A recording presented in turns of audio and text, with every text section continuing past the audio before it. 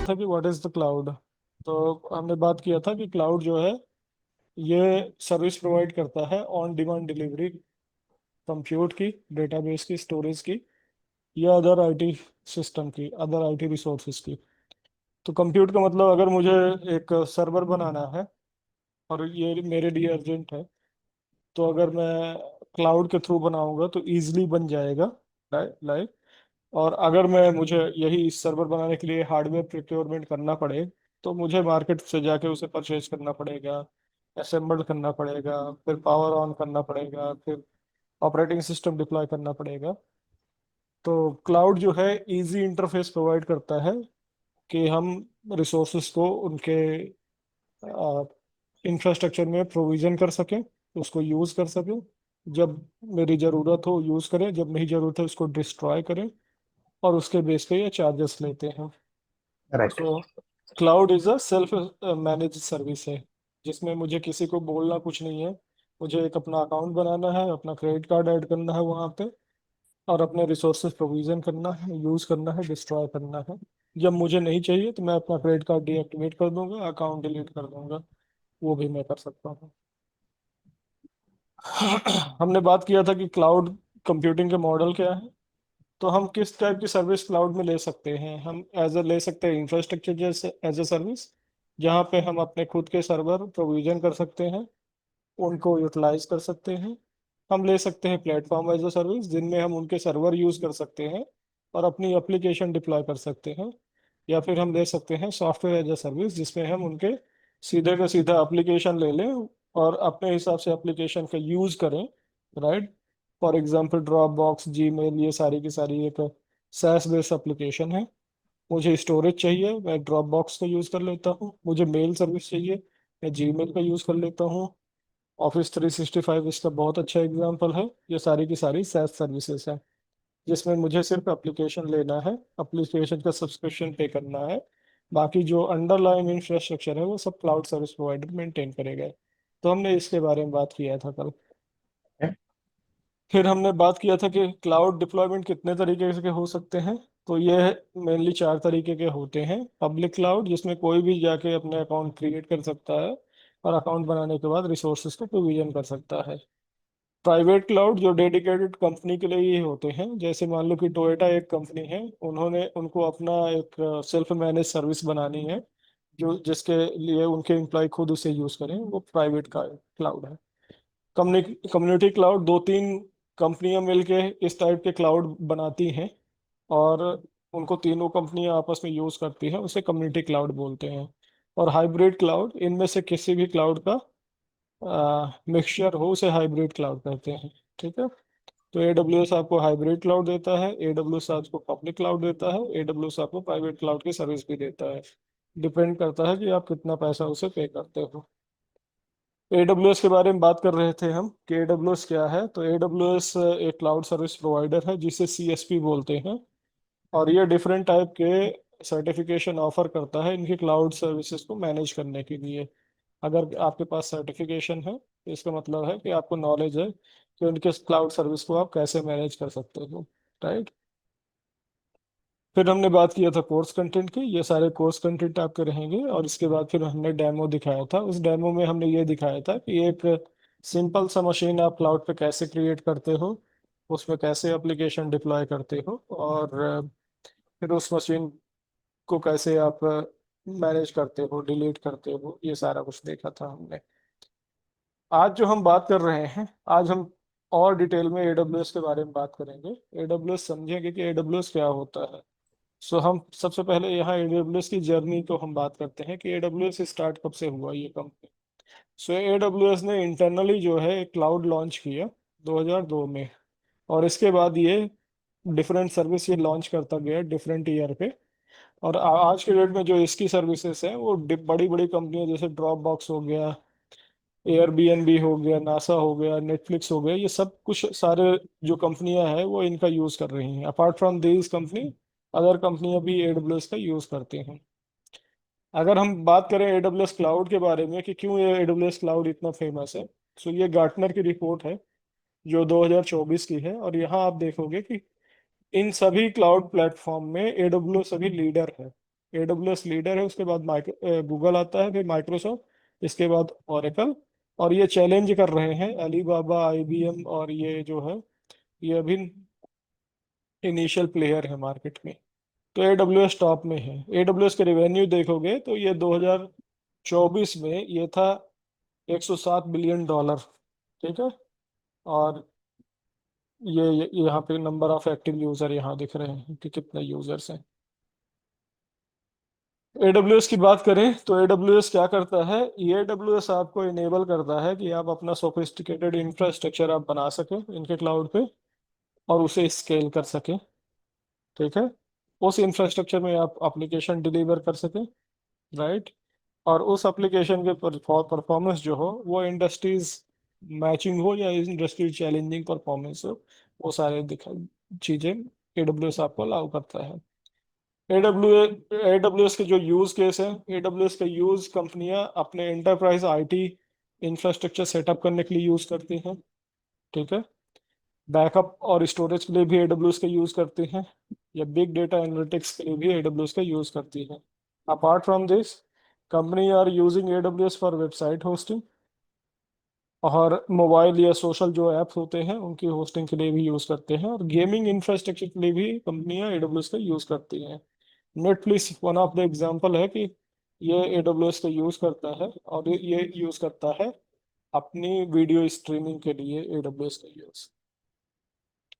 AWS की अगर हम बात करें तो AWS का जो ग्लोबल इंफ्रास्ट्रक्चर है, तो बेसिकली AWS में क्या होता है, एक तो AWS पूरे दुनिया में हर जगह इन्होंने डेटा सेंटर बना रखे हैं। दुनिया के अलग अलग कोने में, कॉन्टिनेंट में या देशों में बना रखे हैं, जिनको हम बोलते हैं AWS रीजन। सो इन्होंने US रीजन में अपने डेटा सेंटर बना रखे हैं, एशिया पैसिफिक रीजन में अपने डेटा सेंटर बना रखे हैं। ठीक है। ये हर जगह इनकी प्रेजेंस है। तो इनके अपने रीजन्स हैं। उन रीजन में चार छह डेटा सेंटर हो सकते हैं, और एक दो डेटा सेंटर के अंदर डिफरेंट अवेलेबिलिटी जोन हो सकते हैं। तो हम यहाँ पे कुछ टर्मिनोलॉजी का को अंडरस्टैंड करेंगे कि AWS के अपने रीजन्स हैं। ठीक है। AWS के अंदर अवेलेबिलिटी जोन होता है, AWS के अंदर डेटा सेंटर का कॉन्सेप्ट होता है, AWS का एज लोकेशन होता है जिसे पॉइंट ऑफ प्रेजेंस बोलते हैं। और इस वेबसाइट का यूज करके हम देख सकते हैं कि AWS का टोटल इंफ्रास्ट्रक्चर देख सकते हैं कि क्या क्या है। तो यहाँ पे देखो, जैसे ये जैसे डिफरेंट रीजन्स हैं, यहाँ पे देखो येलो में दिखाया गया है कि ये डिफरेंट रीजन्स हैं इनके, जहाँ पे AWS की प्रेजेंस है। ये लेटेस्ट मैंने निकाला है। ठीक है। तो इनके डिफरेंट रीजन है जहाँ पे AWS की प्रेजेंस है। विद इन द रीजन क्या होते हैं इनके, डेटा सेंटर होते हैं, अवेलेबिलिटी जोन होते हैं, पॉइंट ऑफ प्रेजेंस होता है, ये सारी चीजें होते हैं। इसके इसके बारे में अभी हम बात करेंगे जब हम अपना अकाउंट ओपन करेंगे तो AWS के अपने रीजन होते हैं। ठीक है। जिसके हम बात करते हैं, AWS के रीजन कुछ यहाँ पे दिखाई दे रहे हैं, जैसे US ईस्ट हो गया, फिर एशिया पैसिफिक हो गया, फिर कनाडा हो गया, यूरोप हो गया, मिडिल ईस्ट रीजन हो गया, साउथ अमेरिका रीजन हो गया, ये सारे के सारे रीजन हैं। ठीक है ना। So AWS has region all around the world. उनके नेम कुछ ऐसे हो सकते हैं, US ईस्ट 1, EU वेस्ट 3, ऐसे कुछ रीजन होते हैं। जैसे देखो, US ईस्ट 2, US ईस्ट 1, ये कहाँ पे बने हुए हैं ये डेटा सेंटर इनके? US ईस्ट 1 नॉर्थ वर्जीनिया में है। US ईस्ट 2 ये ओहियो में है। ऐसे ही आप देख लो, ये सेंट्रल का CA सेंट्रल 1 कहाँ पे है? कनाडा में है, कनाडा सेंट्रल का है। ऐसे ही एशिया पैसिफिक का देख लो, जैसे मुंबई का देख लो, क्या बोलते हैं, एशिया पैसिफिक साउथ 1, ये मुंबई पे है उनका रीजन। एशिया पैसिफिक ईस्ट 1 ये कहाँ है? हांगकांग में है। तो ऐसे करके इनके रीजन बने हुए हैं। अब जो रीजन होते हैं, इसका बेनिफिट क्या होता है? देखो क्या होता है कि रीजन बेसिस पे AWS क्या होता है, सर्विस प्रोवाइड करता है। ठीक है ना। सो रीजन कुछ नहीं है, this is a cluster of the data centre. एक रीजन में मल्टीपल डेटा सेंटर हो सकते हैं, राइट। सो रीजन कुछ नहीं है, cluster of the data centre है, ये यहाँ पे दिखा रहा है। आप ऐसे देखो कि ये यहाँ डिफरेंट रीजन्स है, जैसे इंडिया में इनके दो रीजन यहाँ पे दिख रहे हैं, मुंबई में दिख रहा है और ये कहीं अम, गुजरात साइड पे जो भी है, ये लोकेशन कोलकाता साइड में कहीं दिख रहा है। सो ऐसे इनके रीजन्स है, राइट। रीजन उनके में क्या होते हैं, cluster of the data centre होते हैं, और यहाँ पे मोस्ट ऑफ द सर्विसेज जो होती हैं वो ग्लोबली अवेलेबल होती हैं, लेकिन कुछ जो सर्विसेज हैं वो रीजनली अवेलेबल होती हैं, तो उनके बारे में ही बात करेंगे। जब कभी भी आप एडब्ल्यूएस की सर्विस ले रहे होते हैं ना, तो आप क्या क्या देखते हैं एडब्ल्यूएस की सर्विस परचेज करते टाइम पे। उस टाइम पे जो मेजर फैक्टर देखते हैं वो देखते हैं कंप्लायंस फैक्टर। क्यों? क्योंकि जब कभी भी आप अपने रिसोर्सेस एडब्ल्यूएस में प्रोविजन कर रहे होते हैं, तो उसमें जो भी डेटा आप प्रोसेस कर रहे होते हैं वो आप ये कोशिश करते हैं कि ये रीजनल कंप्लायंस हो। एज एन एग्जांपल, मुझे यूरोपियन कंट्री के लिए एक मान लो कि मुझे क्या है, फ्रांस, फ्रांस में मेरी कंपनी का प्रेजेंस है। अब मैं उस कंपनी के लिए क्या बनाना चाहता हूँ, एक डेटाबेस सर्वर बनाना चाहता हूँ जहाँ पे यूजर के रिकॉर्ड स्टोर हो। तो मैं फ्रांस कंट्री में काम करता हूँ, तो मुझे कहाँ बनाना है, जो भी मैं इंफ्रास्ट्रक्चर प्रोविजन करूंगा, मैं इंडिया में नहीं प्रोविजन करूंगा, इंडिया डेटा सेंटर में नहीं प्रोविजन करूंगा, मैं प्रोविजन करूंगा उसे फ्रांस में ही प्रोविजन करूंगा। ठीक है ना, या ईयू के फ्रांस के आसपास जो भी होगा, रीजन जो होगा वो उधर मैं प्रोविजन करूंगा। लेट्स से कि मैं उसे ईयू वेस्ट वन में करता हूँ, क्योंकि ये यूरोपियन यूनियन का पार्ट है। क्यों? क्योंकि there is a GDPR compliance, एक यूरोपियन यूनियन मतलब यूरोप में कंप्लाइंस है जिसे जीडीपीआर बोलते हैं। वो ये बोलते हैं कि उनके जो यूजर का डेटा है उनके ही रीजन में हो, उस रीजन से दूसरी जगह डेटा ना जाए, नहीं तो शायद $20 मिलियन की पेनल्टी है, या जो भी उसका 20% ईयू का जो भी रेवेन्यू है उसकी पेनल्टी है। सो कंप्लायंस हमें देखना है सबसे पहले कि जब कभी भी आप कोई भी सर्विस परचेज कर रहे हो, तो ये देखो कि वो आपके कंप्लायंस से फिट हो रही है कि नहीं हो रही है। नंबर ऑफ कस्टमर कितने हैं, किस रीजन से कितने कस्टमर आते हैं, ताकि आप बेहतर प्लान कर सको कि लेटेंसी क्या रहनी चाहिए सर्विस जब कभी भी वो क्लाउड से प्रोक्योर हो रही हो। और ये भी हमें देखना है कि जो भी हम सर्विस की बात कर रहे हैं वो पर्टिकुलर रीजन में अवेलेबल है कि नहीं है, ये भी बात करते हैं हम। और लास्ट में हम बात करते हैं प्राइसिंग की। कभी कभी क्या होता है, जो प्राइस होता है ना एडब्ल्यूएस सर्विसेज का, वो रीजन स्पेसिफिक होता है। किसी रीजन में हो सकता है थोड़ा ज्यादा हो, किसी रीजन में हो सकता है थोड़ा कम हो। तो ये भी हमें देखना है कि हम वो वाला रीजन चूज करें जिसमें जो ये ऊपर की जितनी भी चीजें हैं वो मीट करता रहो, और साथ ही साथ प्राइस भी उसका क्या हो, सस्ता हो। तो ये सारी चीजें हम जब कभी भी एडब्ल्यूएस रीजन चूज करते हैं किसी सर्विस के लिए, तो इनको हम ध्यान में रखते हैं, राइट। मूव करते हैं ठीक नेक्स्ट है। पार्ट पे। एडब्ल्यूएस की अवेलेबिलिटी जोन देख लेते हैं। अब देखो एडब्ल्यूएस में क्या है, रीजन तो है ही, डेटा सेंटर है ही, लेकिन ये एक अवेलेबिलिटी जोन का भी कॉन्सेप्ट होता है एडब्ल्यूएस में। ये बहुत अच्छा कॉन्सेप्ट है। बेसिकली क्या होता है कि एक ही रीजन में एडब्ल्यूएस के डिफरेंट डेटा सेंटर होते हैं और ये एक दूसरे से सेग्रीगेटेड होते हैं। Each reason has many availability zone. Availability zone क्या है? ये डेडिकेटेड डेटा सेंटर है। सो मान लो कि मेरा एक रीजन है, लेट्स से मुंबई वाला रीजन है। मुंबई वाले रीजन को क्या कहते थे हम? ये Asia Pacific south one, let's say ये मेरा रीजन है, ये वाला रीजन है। EU east one, EU east one कौन सा है हमारा, कहाँ पे है, किस लोकेशन पे है? North Virginia. So let's say कि नॉर्थ वर्जीनिया में मेरा एक रीजन है इसका, नॉर्थ वर्जीनिया में। तो यहाँ क्या होगा कि यहाँ 3 डेटा सेंटर उसी रीजन पे होंगे। 3 डेटा सेंटर सेम लोकेशन में, 3 डेटा सेंटर होंगे, 3 बिल्डिंग अलग अलग होंगी। मिनिमम 3 होगी ही, मैक्सिमम 6 हो सकती हैं, 3 बिल्डिंग अलग अलग होंगी ये सेम रीजन पे। इसको बोल देंगे अवेलेबिलिटी जोन वन। इसको बोल देंगे अवेलेबिलिटी जोन 2, इसको बोल देंगे 3। अब मैं कोई अगर EC2 इंस्टेंस बनाता हूँ ना, यहाँ पे एक सर्वर बनाता हूँ, इस सर्वर की कॉपी यहाँ भी जाएगी और यहाँ भी जाएगी। इन केस मेरा ये पूरा डेटा सेंटर डाउन हो जाए तो भी मैं अपने सर्वर को एक्सेस कर पाऊंगा दूसरे डेटा सेंटर से, ये भी डाउन हो जाए तो भी मैं इसको एक्सेस कर पाऊंगा तीसरे डेटा सेंटर से। तो ये बेनिफिट होता है तीन अवेलेबिलिटी जोन होने से, कि ये तीनों ही एक दूसरे से सेग्रीगेटेड होते हैं, लेकिन ये इनका जो ट्रैफिक है वो रेप्लिकेट होता रहता है। अगर मैं जोन स्पेसिफिक रेप्लिकेशन रख दिया हूँ तो मेरे जो उसके डेटा सेंटर मतलब जो मेरे EC2 इंस्टेंस की कॉपी है वो इन तीनों जोन में रेप्लिकेट हो जाएगी। क्या हो अगर पूरे ही डेटा सेंटर में ही आग लग जाए, पूरे रीजन में ही कुछ फ्लड वगैरह आ जाए, भूकंप आ जाए, कुछ ऐसा हो जाए, तो उस केसेस पे क्या होगा कि ये जो है ना, अगर हम अपनी मशीन की कॉपी अक्रॉस द रीजन भी अगर हम रेप्लिकेट करना चाहते हैं तो वो भी हम कर सकते हैं AWS के थ्रू। उसके लिए चार्जेस थोड़ा ज़्यादा होते हैं, बट वो भी हम कर सकते हैं। तो अवेलेबिलिटी जोन क्या होते हैं, ये अवेलेबिलिटी जोन जो होते हैं एक दूसरे से सेपरेट होते हैं, लेकिन ये डेडिकेटेड डेटा सेंटर होते हैं सेम लोकेशन पे। सेम लोकेशन में तीन डिफरेंट डेटा सेंटर होंगे, तीन अलग अलग बिल्डिंग में, और इनकी जो मिनिमम डिस्टेंस होगी एक दूसरे से वो 100 मीटर होगी। यहाँ से यहाँ 100 मीटर, यहाँ से यहाँ 100 मीटर, मिनिमम डिस्टेंस 100 मीटर होती।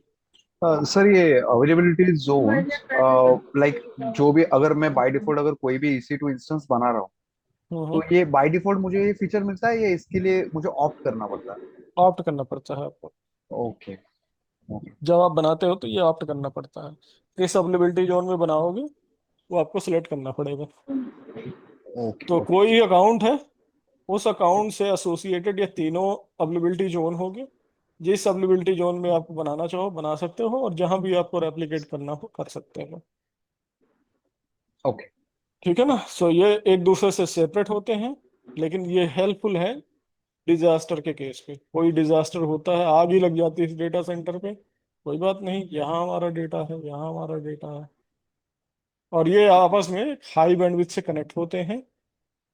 जो अल्ट्रा लो लेटेंसी नेटवर्किंग होती है ये आपस में लैन से कनेक्ट है, मान लो ये लैन ही है, ऑप्टिकल फाइबर के थ्रू ये आपस में कनेक्टेड होते हैं। So this is called availability zone. इसके अलावा AWS में एक पॉइंट ऑफ प्रेजेंस होता है जिसे हम एज लोकेशन बोलते हैं। एज लोकेशन का बेनिफिट क्या होता है, अमेजोन में लगभग 400 प्लस जो है पॉइंट ऑफ प्रेजेंस है जो एज लोकेशन है। ये कैशिंग का काम करते हैं, कैशिंग करने का काम करते हैं। तो अब एज लोकेशन होती क्या है, लेट्स से कि यहाँ मेरे यूजर हैं, इसको मैं दूसरे कलर पे कर लेता हूँ।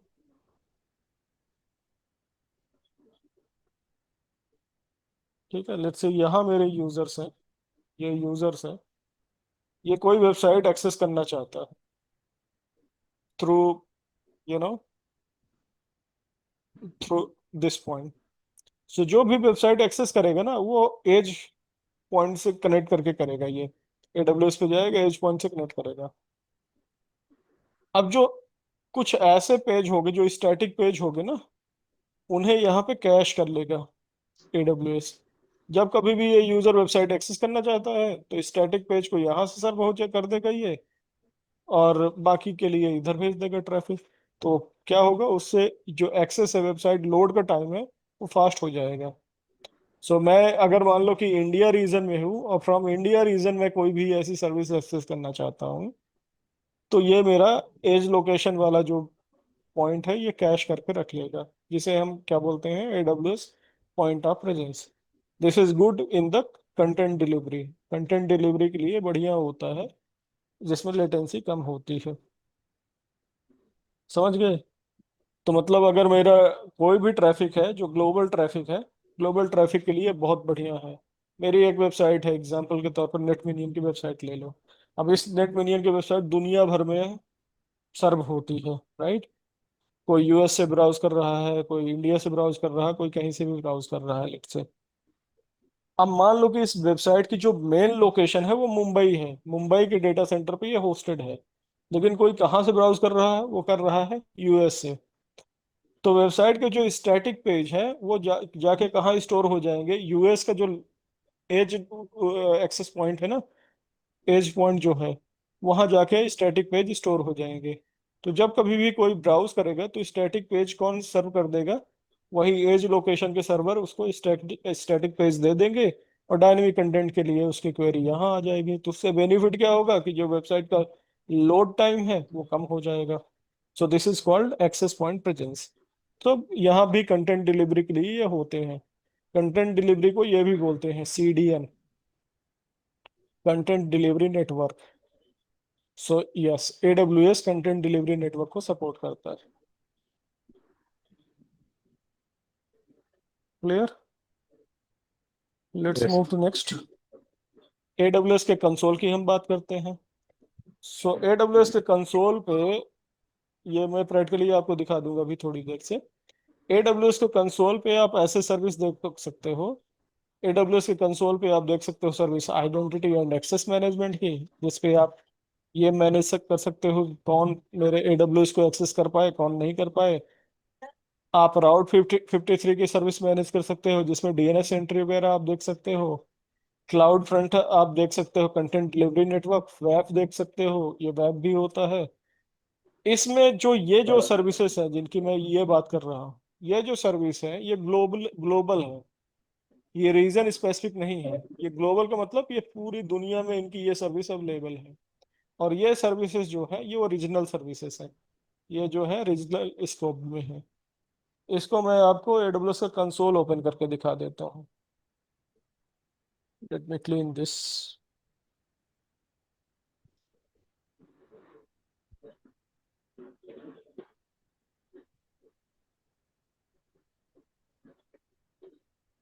मैं पहले किसी दूसरे अकाउंट में लॉग इन करूंगा, दूसरे इधर। एक मिनट देना, मैं लॉग इन कर लेता हूँ क्रेडेंशियल डाल के।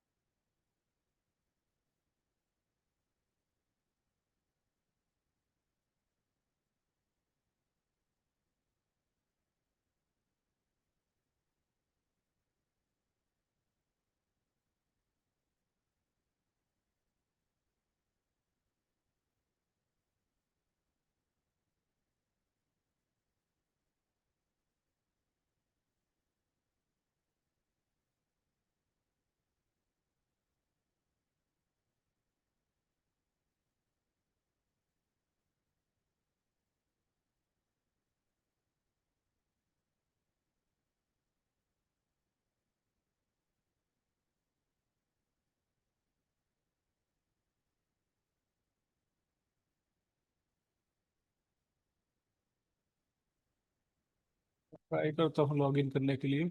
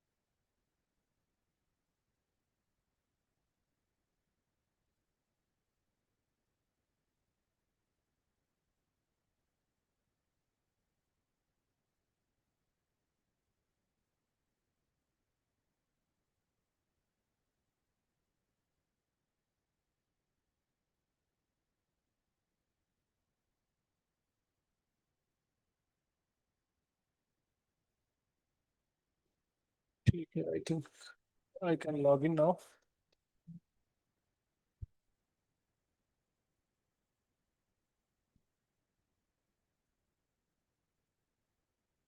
तो आप ये कंसोल देख पा रहे होगे, है ना?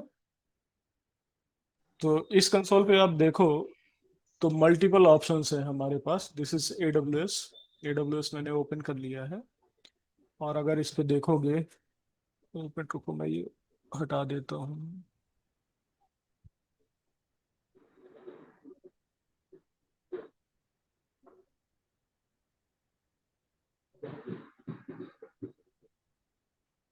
हाँ,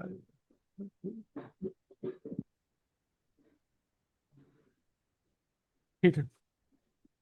तो अगर आप देखो तो यहाँ पे ढेर सारे हमें क्या दिख रहे हैं, ऑप्शन दिख रहे हैं। दिस इज AWS कंसोल, मैंने लॉग इन किया है।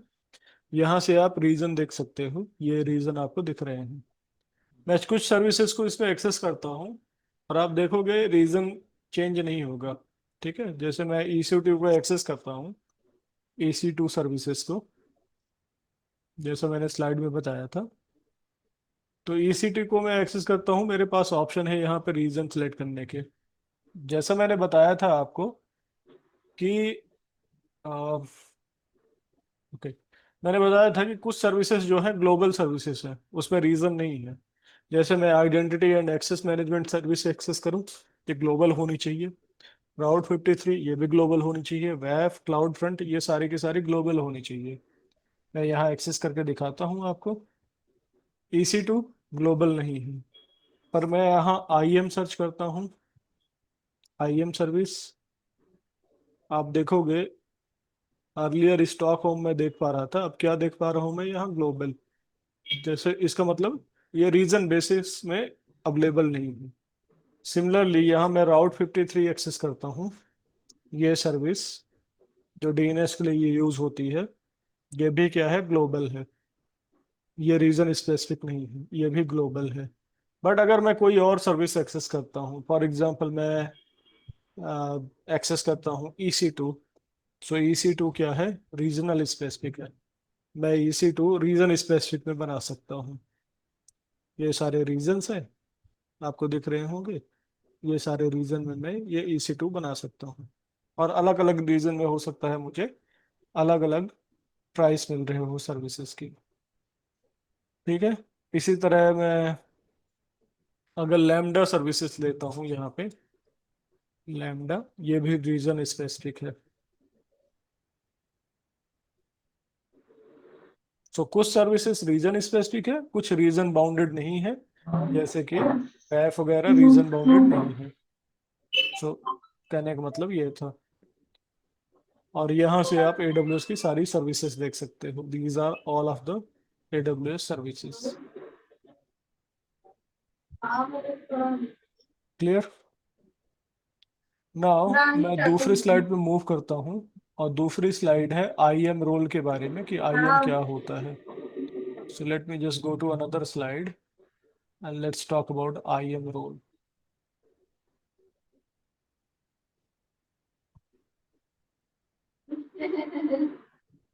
So identity and access management बोलते हैं IM को।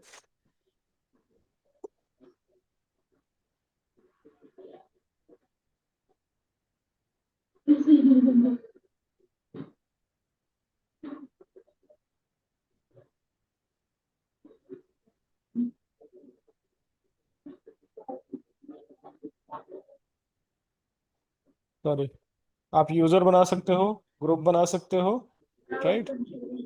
तो वो सारा कुछ डिफाइन करने का काम किसका होता है, आइडेंटिटी एंड एक्सेस मैनेजमेंट, इस सर्विस का होता है काम। अगर इस सर्विस की बात करें तो ये क्या है, IM stands for identity and access management. This is a global service. Root account by default है, सारी सर्विसेज को एक्सेस कर सकता है, सार फुल परमिशन होती है। बट रूट अकाउंट कभी भी यूज नहीं होना चाहिए। अभी जो मैं यहाँ अकाउंट यूज कर रहा हूँ अपने साइड पे, अभी जो मैंने अकाउंट यूज किया है वो रूट अकाउंट है। ये जो अकाउंट है ये रूट अकाउंट है जो मैंने यूज किया है। मैं चाहता हूँ कि इस अकाउंट पे नहीं न यूज करूँ, मैं अलग से कुछ यूजर बनाऊं। रूट अकाउंट को तो फुल परमिशन होगी, राइट? तो ये मैं अकाउंट सबके साथ नहीं शेयर कर सकता। मेरे हो सकता है मेरे ऑर्गेनाइजेशन में AWS मैनेजमेंट मैनेज करने के लिए डिफरेंट लेयर हो। मेरे पास L1 पीपल हो, L2 पीपल हो, L3 पीपल हो, और एक मेरा रूट अकाउंट हो जिसको फुल परमिशन है। तो मैं चाहता हूँ कि सबके लिए डिफरेंट रोल बना दूं, ठीक है, AWS एक्सेस करने के लिए। उसके लिए मैं IAM का यूज करूंगा। ठीक है, अभी म्यूट ठीक कर है। लो, अभी यूज नहीं करता। सो मैं IAM का यूज करूंगा, राइट, इन सब चीजों को करने के लिए। Root account by default create होता है, और ये शेयर हम नहीं कर सकते हैं। तो इसके लिए हम क्या करते हैं, यूजर क्रिएट करते हैं, और ग्रुप लेवल पे हम डिफरेंट परमिशंस देते हैं। तो लेट्स से कोई ग्रुप है, डेवलपर ग्रुप है, और एक कोई ऑपरेशन ग्रुप है। तो मैंने क्या किया, 2 यूजर को, 3 यूजर को मैंने डेवलपर ग्रुप में डाल दिया, और 2 यूजर को मैंने ऑपरेशन ग्रुप में डाल दिया। अब मेरे पास एक ऐसा ग्रुप मुझे चाहिए जिसमें डेवलपर के भी यूजर हों और ऑपरेशन के भी यूजर हों। तो मैंने एक ग्रुप बनाया, ऑडिट टीम। उसमें मैंने इन दोनों यूजर्स को डाल दिया, right. So group only contains user, nothing else, right. User don't have to belong to a group, and user can belong to the multiple group.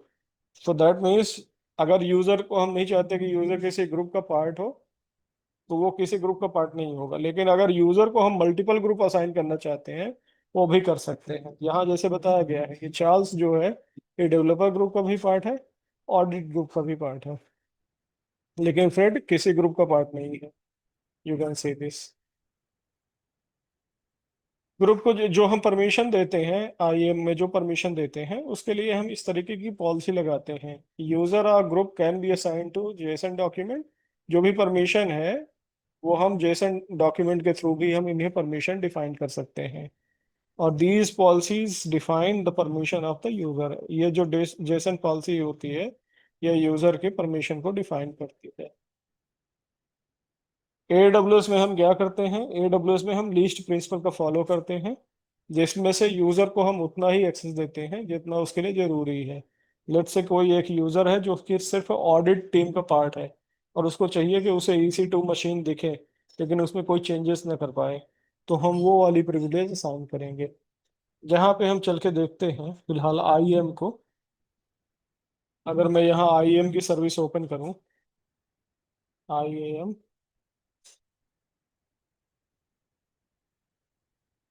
ये मेरी IAM की सर्विसेज है। यहाँ आप यूजर देख सकते हैं कि मेरे पास एक यूजर बना हुआ है। मुझे नया यूजर क्रिएट करना है, यहाँ से मैं नया यूजर क्रिएट कर लूंगा। मेरे पास ग्रुप बने हुए हैं, ये मेरे पास एक ग्रुप बना हुआ है। इस ग्रुप का कौन पार्ट है फिलहाल, ये TF यूजर एक पार्ट है इसका, ठीक है ना। इस ग्रुप पे क्या परमिशंस लगी है, ये देखना है हमें। तो यहाँ चले जाओ, यहाँ परमिशन दिख जाएंगे कि फिलहाल कौन सी परमिशन लिखी है। फिलहाल कौन सी परमिशन लगी है इस एडमिन ग्रुप पे, इस एडमिन ग्रुप पे लगी है एडमिनिस्ट्रेटर एक्सेस की परमिशन। अगर मुझे कुछ और परमिशन ऐड करनी है, तो यहाँ से मैं IAM की जो पॉलिसी है उसे अटैच कर सकता हूँ। और दो तरीके की पॉलिसी होती है इसमें, यूजर डिफाइंड पॉलिसी होता है, बिल्ट इन पॉलिसी होती है। सो बिल्ट इन पॉलिसी अगर मैं बात करूँ, तो ये सारी बिल्ट इन पॉलिसी है। ये बाय डिफॉल्ट AWS में बना के देता है ये सारी की सारी पॉलिसी, राइट। तो इस तरीके से मैं पॉलिसी यहाँ पे लगा सकता हूँ। फिलहाल इसमें एक परमिशन लगी है हुई है एडमिनिस्ट्रेटर एक्सेस की। तो लेट से कि मैं यहाँ एक यूजर क्रिएट करता हूँ। अभी ये यूजर TF यूजर है ही। अगर इसकी बात करें तो ये मेरा TF यूजर है, और इस TF यूजर को फिलहाल एडमिनिस्ट्रेटर एक्सेस है, और ये IAM का पासवर्ड चेंज कर सकता है। ये पॉलिसी इसको लगी हुई है, और इस ग्रुप का पार्ट भी है। ये जो परमिशन इनहेरिट हो रही है, ये इस ग्रुप से हो रही है, इस वाले ग्रुप से हो रही है। मैं और परमिशन यहाँ ऐड कर सकता हूँ। ये इसकी एक्सेस की है यूजर की, जो 30 दिन पहले यूज हुई थी, ठीक है। अगर CLI के थ्रू अगर ये यूजर एक्सेस करना चाहते हैं, ये उसके थ्रू भी एक्सेस कर सकता है। सो अगर मुझे यूजर क्रिएट करना है, यहाँ क्रिएट यूजर में क्लिक किया, यूजर का नाम लिखा, लेट्स से कि मुझे यूजर चाहिए टेस्ट user1, ये यूजर चाहिए। मैं इसे AWS का मैनेजमेंट कंसोल अगर देना चाहता हूँ, तो मैनेजमेंट कंसोल दे दूंगा। नहीं तो मैं चाहता हूँ नहीं, ये CLI के थ्रू एक्सेस करे, CLI के थ्रू एक्सेस करेगा, GUI का यूज़ नहीं करेगा। तो इस तरीके से मैं यहाँ पे नेक्स्ट कर दूंगा, परमिशन यहाँ से सेट कर दूंगा कि ये यूज़र किस ग्रुप का पार्ट हो, इस ग्रुप का पार्ट होगा, और इसके बाद मैं रिव्यू करके एक यूज़र क्रिएट कर दूंगा। तो इस तरीके से हम यूज़र क्रिएट कर सकते हैं। यूज़र को डिलीट करना है, सेलेक्ट करो, यहाँ से डिलीट में क्लिक करो, ये यहाँ पे ये आपको कंफर्म लिखना पड़ेगा, इसके बाद आप डिलीट में क्लिक कर दो, डिलीट हो जाएगा। ऐसे आप यूज़र को डिलीट कर सकते हैं। ठीक है, यहाँ से रोल असाइन कर सकते हो, डिफरेंट रोल्स यहाँ पे बिल्ट इन है, आप चाहो तो वो असाइन कर सकते हो, चाहो तो रिमूव कर सकते हो। So that's what IAM is. मैंने IAM की पॉलिसी आपको नहीं दिखाई। अगर हम पॉलिसीज की बात करें तो ये सारी पॉलिसीज हैं, और ये सारी पॉलिसीज किस फॉर्मेट में है, ये जेसन फॉर्मेट में है। देखो, ये जितनी भी पॉलिसी है ये सब जेसन फॉर्मेट में है। एक इस यूजर को पॉलिसी असाइन थी, वो मैं आपको दिखा देता हूँ। ग्रुप पे जाके यूजर ग्रुप एडमिन, ये परमिशन, ये देखो ये जेसन की पॉलिसी असाइन थी, और ये देखो क्या बोलता है ये, इफेक्ट अलाउड हो किस चीज के लिए, सभी सभी रिसोर्सेज को एक्सेस कर पाइए। सो एडमिन की पॉलिसी ये है, ये बोलती है कि AWS में जितने भी रिसोर्सेज हैं वो सारे के सारे एक्सेस हो, ये पॉलिसी में लिखा हुआ है। ठीक है, इफेक्ट अलाउ एक्शन किसे, स्टार मतलब ऑल, और यहाँ पे रिसोर्स के मतलब ऑल रिसोर्सेस। सो सारे एक्शन और सारे रिसोर्सेस के लिए अलाउ है। तो अगर TF यूजर का यूज करके कोई लेट से क्या बनाना चाहता है, EC2 इंस्टेंस बनाना चाहता है, वो बना पाएगा TF का यूज करके। Clear? So that was this, कि जो इसमें कितने यूजर बना सकते हैं सर? ऐसा कुछ लिमिटेशन होता है कोई कोई या? लिमिटेशन नहीं है। आप जितने बनाना चाहो उतने यूजर बना सकते हो, उतने पॉलिसी बना सकते हो, और और एक उसका यूजर के लिए। हाँ, हम्म।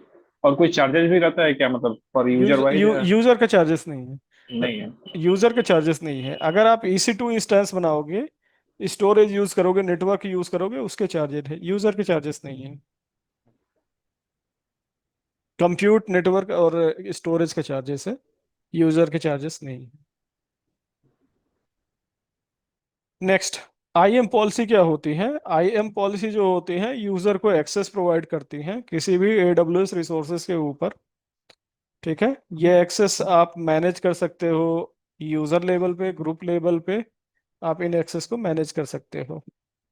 सो मान लो कि डेवलपर को कुछ परमिशन देना है कि डेवलपर कुछ रिसोर्सेज को एक्सेस कर पाए, कुछ रिसोर्सेज को रीड ओनली कर पाए, वो आप एक्सेस IAM पॉलिसी के थ्रू डिफाइन कर सकते हो।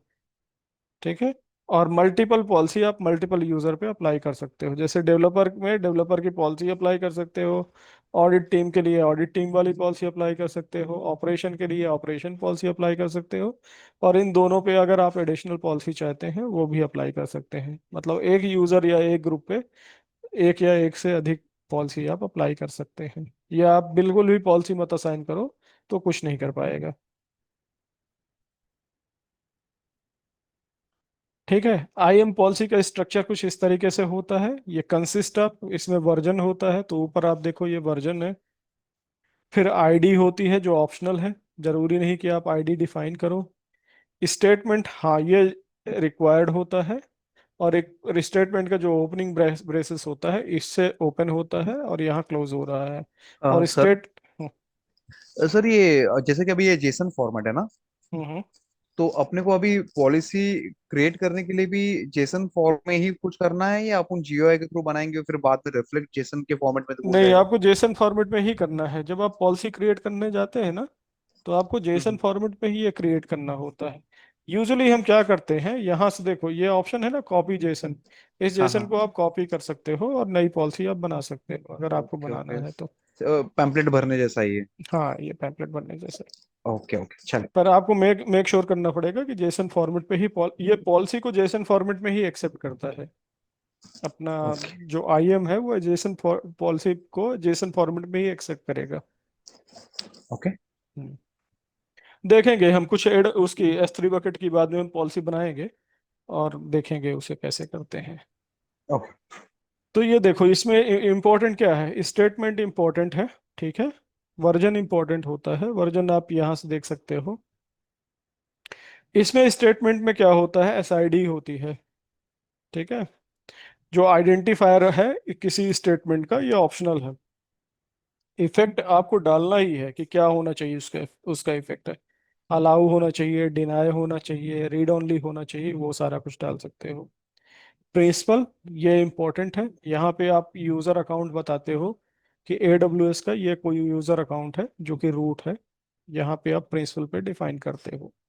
Action, list of action to the policy allowed और डिनाइड, यहाँ पे आप डिफाइन कर सकते हो कि S3 बकेट के लिए क्या हो, गेट ऑब्जेक्ट पुट ऑब्जेक्ट कर पाए।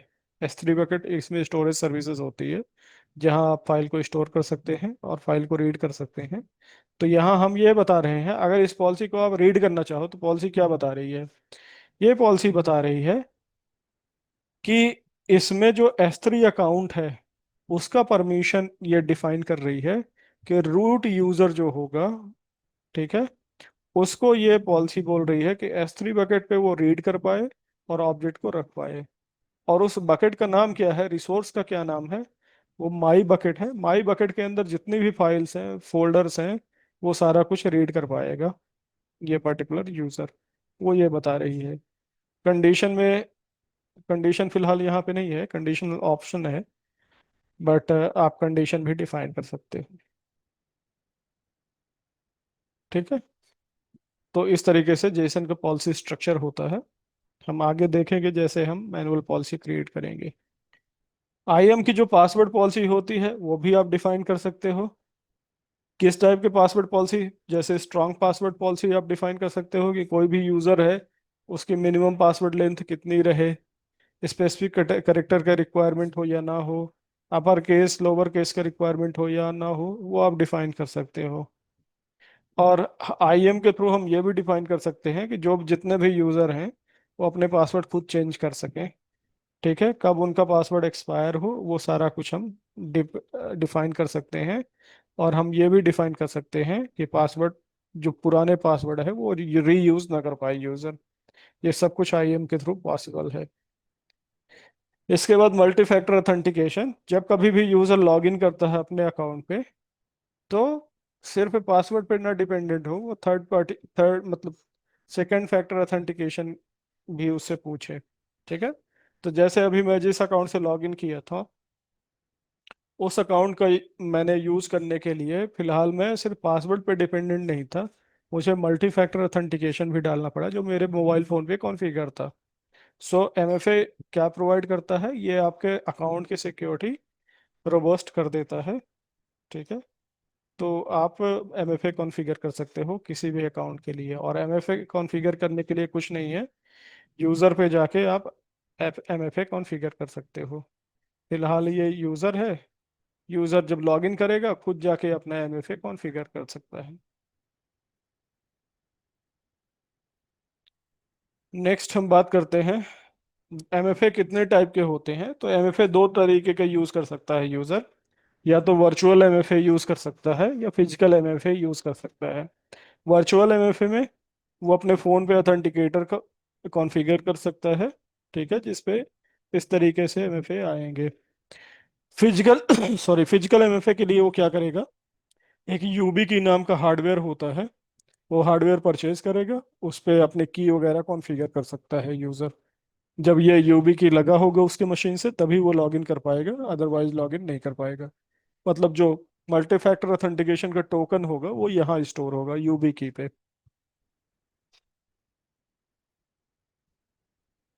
All right. सो हम वर्चुअल या फिजिकल किसी का भी यूज कर सकते हैं। आई थिंक ये 2-4 हज़ार रुपए का आता है यूबी की, ये फिजिकल टोकन स्टोर करने के लिए यूज होता है। अब यूजर AWS को कैसे एक्सेस कर सकता है, यूजर AWS का मैनेजमेंट कंसोल एक्सेस कर सकता है, जिसे आप प्रिवेंट कर सकते हो पासवर्ड के थ्रू और MFA के थ्रू। अभी मैं AWS कैसे एक्सेस कर पा रहा हूँ, ये जो मैंने AWS कंसोल एक्सेस किया मैंने GUI के थ्रू किया, और जो भी मैं अकाउंट यूज कर रहा हूँ उस अकाउंट पे MFA ऑलरेडी लगा हुआ है, जिस अकाउंट से मैंने लॉगिन किया है। तो उस अकाउंट पे एमएफए ऑलरेडी लगा हुआ है। सो मैंने क्या किया, पासवर्ड डाला, एमएफए डाला, और मैंने लॉगिन कर लिया। मैं सीएलआई के थ्रू भी एक्सेस कर सकता हूँ। और सीएलआई के थ्रू एक्सेस करने के लिए मुझे A W S C L I use करना है। ठीक है, A W S C L I, A W S C L I को मैं इंटरनेट से डाउनलोड कर लूँगा। और डाउनलोड करने के बाद प्रॉपर यूज़र नेम जिसमें एक्सेस की मुझे यूज़ करना होगा, एक्सेस की डाल करके मैं अपने अकाउंट को एक्सेस कर सकता हूँ। तीसरा मेथड है, मैं ए डब्ल्यू एस को इस एस डी के थ्रू एक्सेस कर सकता हूँ, which is called a W S software development kit. तो ये भी मैं एक्सेस की का यूज़ करके मैं इसको ए डब्ल्यू एस को एक्सेस कर सकता हूँ। ये तीन मैकेनिज्म है जिनके थ्रू मैं AWS को एक्सेस कर सकता हूँ। अब एक्सेस की क्या होती है? एक्सेस की जो जनरेट होती है वो AWS कंसोल से जनरेट होती है। अभी देखो, ये TF नाम का जो यूजर था यहाँ पे, इसकी एक्सेस की यहाँ दिख रही है। ये कहाँ दिख रही थी, बैक में जाते हैं, ये दिख रही है इसकी एक्सेस की। तो जब हम यूजर क्रिएट करते हैं उसी टाइम पे एक्सेस की भी जनरेट होती है। और एक्सेस की के साथ साथ क्या होता है, सीक्रेट की भी होती है। सीक्रेट की इज काइंड ऑफ पासवर्ड। सो हमें यह मेक श्योर करना है कि अपनी एक्सेस की और पासवर्ड, सीक्रेट की, किसी से भी शेयर नहीं करना है। ठीक है ना? एक्सेस की जो आईडी है as a user name use होती है, और सीक्रेट की जो है वो एज अ पासवर्ड यूज होती है।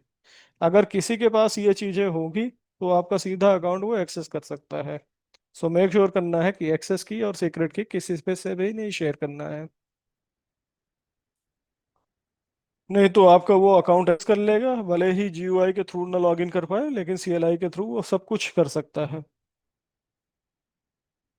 तो एक्सेस की कुछ इस तरीके से आपको दिखती है, जो जिसे आप एक्टिवेट कर सकते हैं, डीएक्टिवेट कर सकते हैं। और सीक्रेट की ये फेक है, एक्चुअल नहीं है। तो ये सीक्रेट कुछ ऐसे दिखती है, और हमें ये इसे किसी के साथ नहीं शेयर करना है। ये AWS CLI कुछ ऐसे दिखती है। AWS CLI आप गिटहब से भी डाउनलोड कर सकते हो, और डायरेक्ट आप AWS के वेबसाइट से भी डाउनलोड कर सकते हो। AWS CLI आप इंस्टॉल करोगे, आपको कंसोल मिल जाएगा, उसको आप ओपन करोगे तो इस तरीके से वहाँ आप कमांड चला सकते हैं। फॉर एग्जांपल, ये S3 बकेट है। S3 बकेट में कोई फाइल मूव करना है, ठीक है, तो आप इस कमांड का यूज़ करके मूव कर सकते हैं। कोई S3 बकेट से फाइल डाउनलोड करना है तो इन कमांड का आप यूज करके डाउनलोड भी कर सकते हैं। So this is how AWS CLI is going to work. ठीक है। इसमें सीएलआई पे जो कमांड यूज होता है सर, वो उसका भी कुछ हाँ, यूजर उसका गाइड वगैरह? फॉर्मेट होते हैं। AWS कमांड की पूरा CLI की एक चीट सीट है, वो आप डायरेक्ट इंटरनेट से डाउनलोड कर सकते हैं। और हम ओ। देखेंगे कि इनको हम कैसे कॉन्फ़िगर करेंगे। जैसे मुझे एक EC2 बनाना है, वो AWS CLI का यूज़ करके हम कैसे बना सकते हैं, वो भी हम देखेंगे फ्यूचर में। ओ। सो इनका पूरा कमांड का वो है, चीट सीट है, उसको आप यूज़ कर सकते हो AWS का। पूरी CLI आप मतलब ये एक स्पेशल टाइप का कंसोल होता है जिसे आप डाउनलोड करके यूज़ कर सकते हो। ओके। मूविंग टू नेक्स्ट, ये AWS स्टैंडर्ड डेवलप SDK है। ठीक है, AWS सॉफ्टवेयर डेवलपमेंट किट। ये लैंग्वेज स्पेसिफिक होती है। यहाँ पे आप क्या करते हो, API का यूज़ करते हो।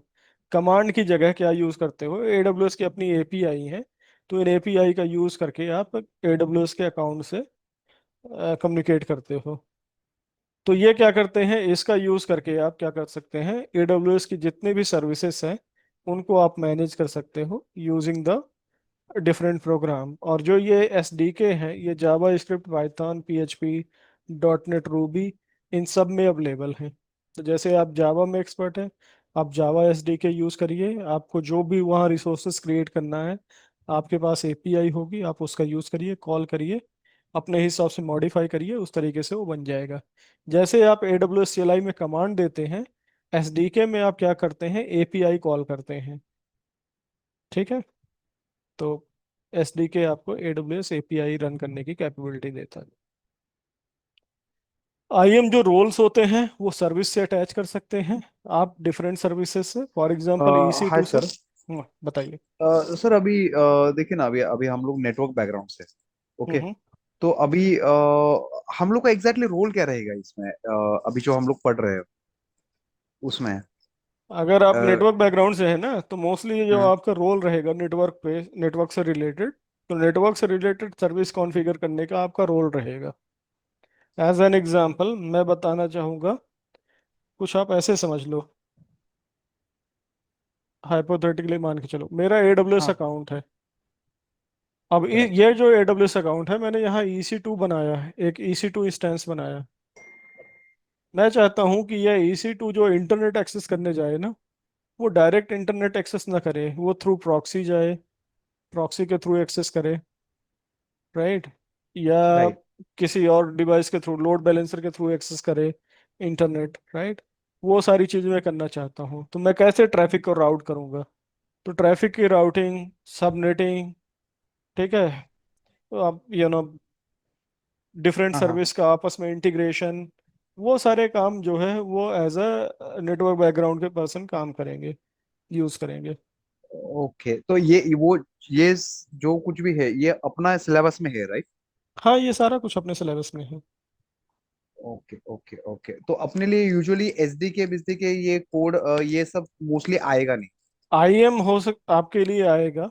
आईएम इम्पॉर्टेंट है, क्योंकि मान लो कि आप किसी सर्विस को एक्सेस नहीं कर पा रहे हो और उसमें प्रॉब्लम है परमिशन की, राइट, तो राइट, परमिशन तो आप मैनेज करोगे ना, राइट, राइट, ठीक है ना। मे बी आप राइट, CLI ना यूज करो, SDK ना यूज करो, बट आप क्या बोलते हैं, आईएम के रोल तुम्हें आपको पता होने चाहिए राइट, राइट, कि राइट। ये जो प्रॉब्लम आ रही है आईएम के रोल की वजह से आ रही है। ओके। और ये जो हम लोग पढ़ रहे हैं ये एग्जैक्टली exactly पढ़ के, ये कौन से पोजीशन के लिए, मतलब उसमें बहुत सारे रोल्स है ना, जैसे कि आर्किटेक्ट या फिर सीनियर जूनियर जो कुछ भी है।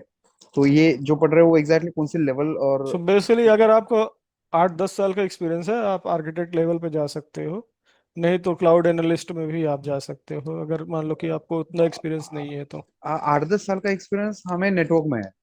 हाँ, तो कोई दिक्कत नहीं है लेकिन ना। हाँ, लेकिन ये एडब्ल्यूएस में नहीं है, तो फिर भी AWS में एडब्ल्यूएस। नहीं है, पर फिर भी आप शुरू में अगर कोई कुछ कंपनी में, ना कि सीधा आप क्लाउड आर्किटेक्ट तो नहीं होगे, ठीक है, राइट। एक छोटा सा कोर्स करने के बाद। बट ये अगर आप आर्किटेक्ट होते हो किसी भी कंपनी में, ठीक है, नेटवर्क आर्किटेक्ट होते हो, और वो हम्म। नेटवर्क आर्किटेक्ट का काम है AWS में सर्विसेज डिप्लॉय करना, उसका काम है कि भाई अब जो ऑन प्रिमाइसेस में इंफ्रास्ट्रक्चर जो चल रहा था उसे क्लाउड में माइग्रेट करना है।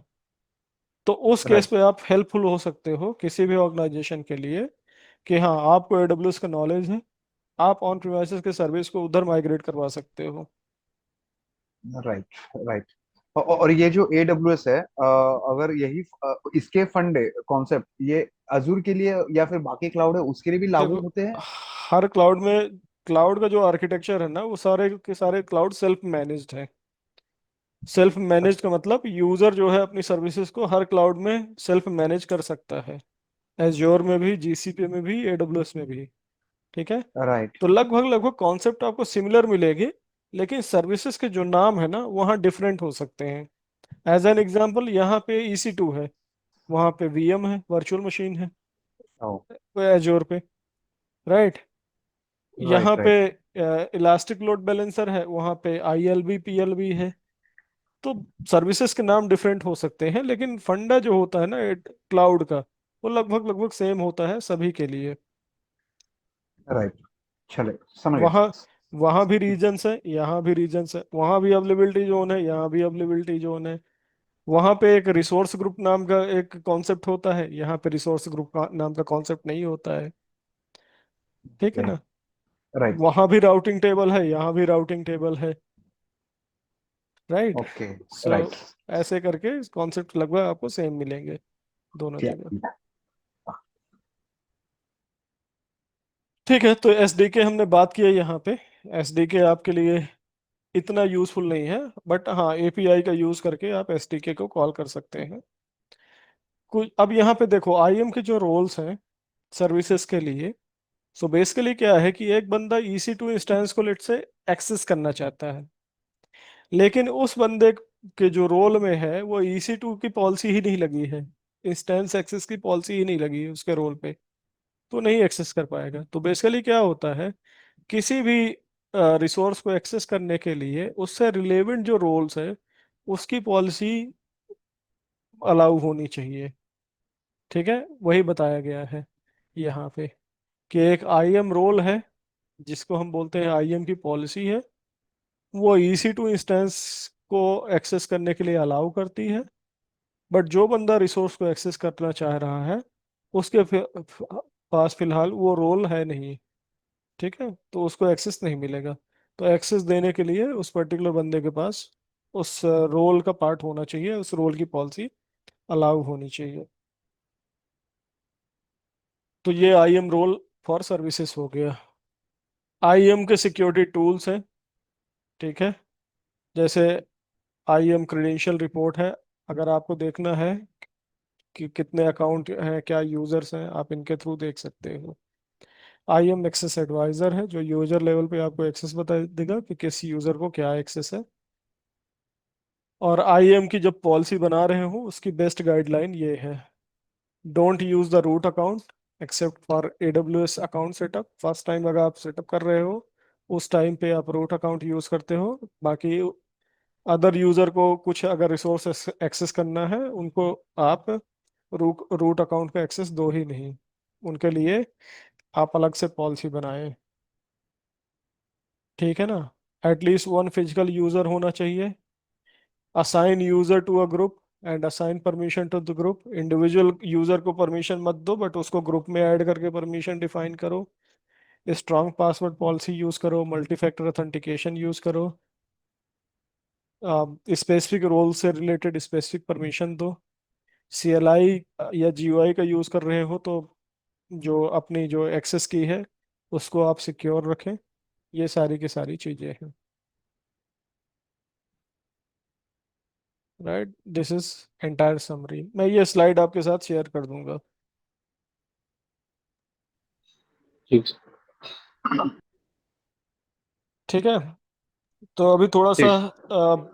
प्रैक्टिकली चीजें देख लेते हैं, क्योंकि आप लोग नेटवर्क के बंदे हो तो थोड़ा सा मैं आपको कुछ वो चीजें दिखा देता हूँ जिससे आप फैमिलियर हो सको AWS सर्विसेज से।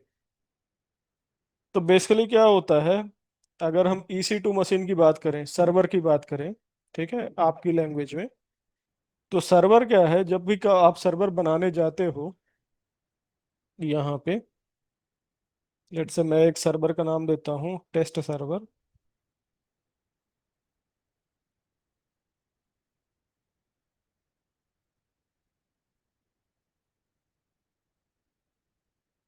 तो जब कभी भी आप सर्वर बनाने जाते हो तो आप सर्वर के लिए एक तो इमेज चूज करते हो कि क्या वो रहेगा,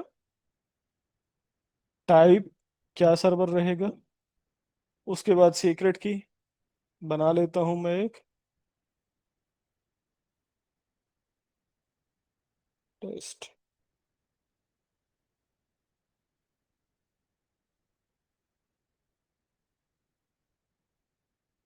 ये बना लिया। अब देखो आपके लिए इंपॉर्टेंट क्या है, ये वाला पार्ट। नेटवर्क के बंदे हो ना, तो नेटवर्क के बंदों के लिए ये ज्यादा इंपॉर्टेंट, नेटवर्क सेटिंग। जब आप सर्वर बना रहे हैं, ठीक है, तो किस VPC पे बनेगा, ये VPC है आपका। सबनेट क्या होगा उसका, उसको IP ऑटोमेटिक असाइन हो जाएगा, पब्लिक IP।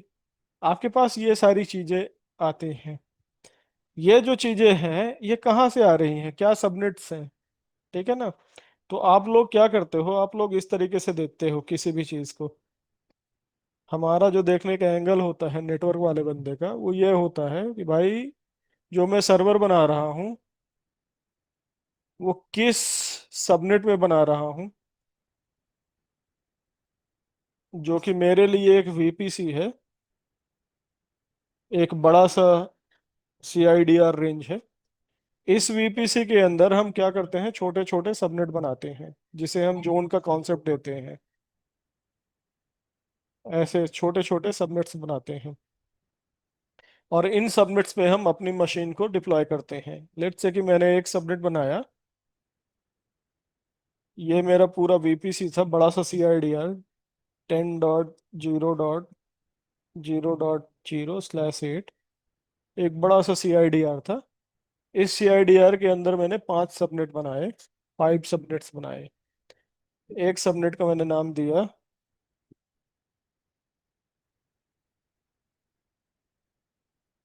ऐप सबनेट, जिसमें मैं एप्लीकेशन सबनेट रखूंगा, सर्वर रखूंगा। और इसको मान लो कि मैंने दे दिया 10 डॉट, लेट्स से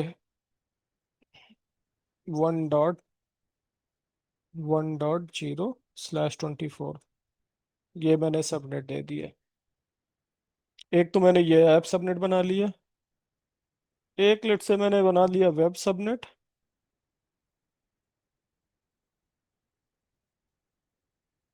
वेब नाम का सबनेट बना लिया।